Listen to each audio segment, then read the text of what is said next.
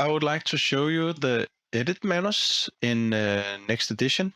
The edit menus is a concept that's supposed to support the journalists in doing two things. One is the speak menus, so they know how much time their piece or their story will be towards a target set by the editorial chief. And also they will be able to do an EDL to pass on to the video editor for further editing. So first off, you have a story, and inside the story, the photographer has added a group of pictures. Also, the editorial chief has made a publish point where we inside of that have a placeholder. The placeholder is actually the asset where the editing part of the speak menus is. So if I open it in a full editor, I will have these two possibilities: see the media or the backside of the media, which is actually an editor. On the left side of this editor, there's a script.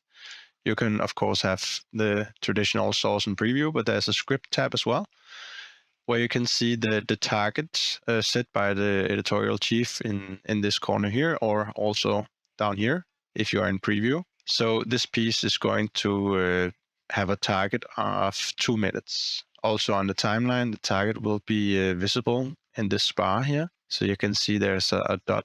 So this is the 2-minute target. And then you actually just add clips to the timeline. You can do a pre-speak as well. And then when you're finished, you can export it to Premiere. So what we'll start to do is maybe we will have a lot of text here for the football story. I need to add some text to it for the speak. If I copy that and put it in a few times here, let's say before they go out, they have just written a lot of stuff here. Then they have done all the footage and brought it back in-house, and we will start to add something. So for now, I have made a total of 1 minute and 13 seconds. So I still need 47 seconds to hit my 2-minute mark, but I will fill it in with some pictures of, or sorry, some interviews. So all this text will be covered with the footage. So if I click here, one of the interviews, I would like to have, let's just take this first half of it. I want to say something in the beginning of the story. So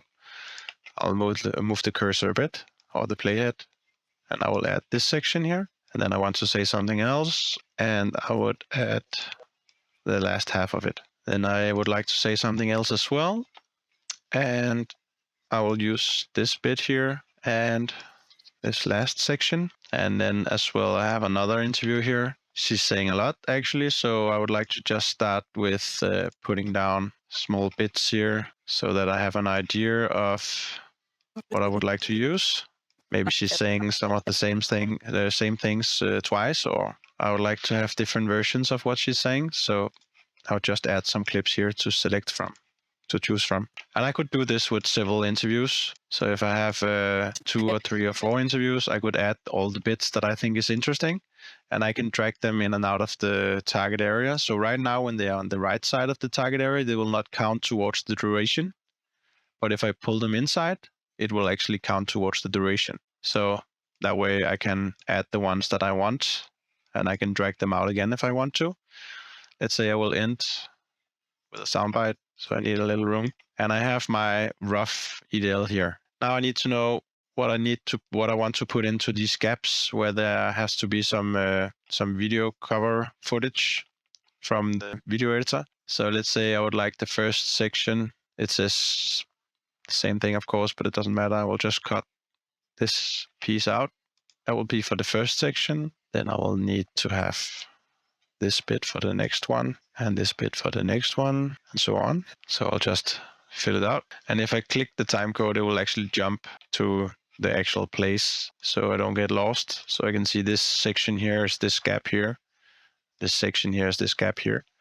So I've put in a lot of text, and there's these numbers here that says this text I have in the first gap. It's actually, if I want to speak it, unless I do it faster than I have set the setting to, it will take me 3 seconds longer than the 10 seconds gap that I have. So either I can click this here to adjust the gap, or I can remove some text. So let's try and do both. So the first one I will say, okay, I want to say this, so I will adjust the gap. So in the timeline, this clip will move, and the rest, of course, will move as well. Then I have this gap here, 4 seconds. It's fine.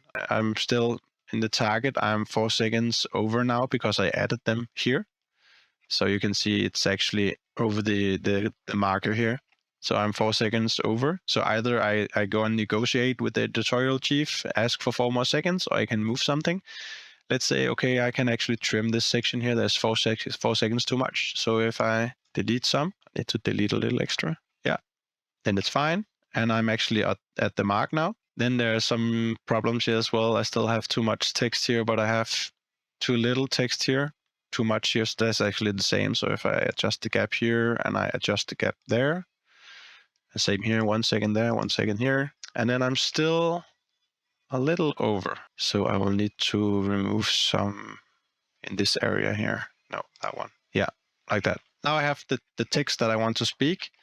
I can add another track below, select that, and then I can do just a pre-speak. So I can just actually record from the microphone that I'm sitting on. So if I want, I can just start speaking. So I can say if the football story is a good story and I need to add some text to it for the speak. And then I will probably have some audio there in a second, just in recording. So this is actually the time that it took me to say that. So if I want to adjust, I can align the clip here. It will snap. Then of course I have 1 second here. I will need to adjust. So that way, if I want to fine trim, I can do that as well. I can trim the audio as well. So I can go here and I can read the next section. I'm not going to do all of them, but if I'm speaking this gap as well, I will see if it fits, and I'm done now. So that was fine inside the gap here as well. And so on, I can continue filling out all the way down. This is my EDL now, and I can export this section to the editor. So if I have Premiere open, I will be able to click on the 3 dots and export to Premiere. If I then move to Premiere, Next will import the files that are used on the timeline, and a sequence selection window will pop up where I can choose a custom template if I want to, or any other default ones. And then I will have everything that I had in Next on the timeline for further editing of the sequence, and that's it.